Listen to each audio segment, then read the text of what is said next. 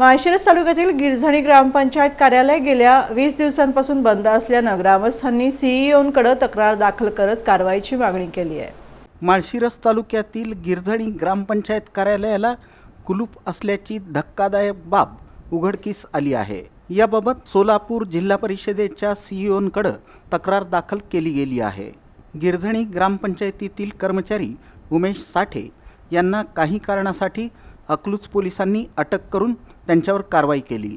तेव्हापासून कार्यालय बंद आहे।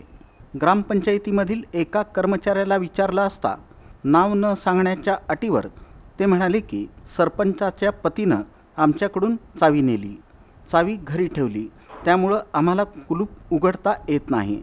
त्यामुळं सरपंच पतींना विचारलं असता ते म्हणाले की कर्मचारी कामावर येत नाहीत, त्यामुळं ऑफिस उघडायचा प्रश्नच येत नाही।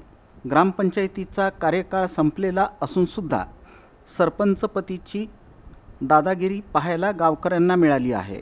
ग्रामसेवकांना विचारलं असता त्या म्हणाले की माझी बदली झाली आहे, सोमवारी नवीन ग्रामसेवक हजर होणार आहेत, तरीही मी चौकशी करते।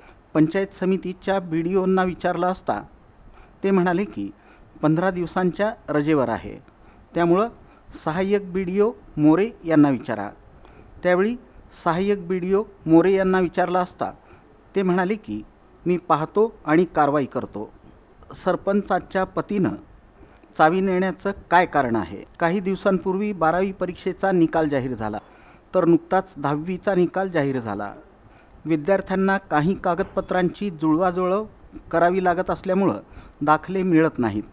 विद्यार्थ्यांचे हाल मोठ्या प्रमाणात होऊ लागले आहेत। तरी शासनानं याची लवकरात लवकर दखल घेऊन सोमवारी कार्यालय उघडावं अशी विनंती करण्यात आली आहे। सोमवारी कार्यालय उघडलं नाही तर ग्रामस्थ आणि विद्यार्थी पंचायत समितीच्या कार्यालयाला कुलूप लावण्याची शक्यता नाकारता येत नाही।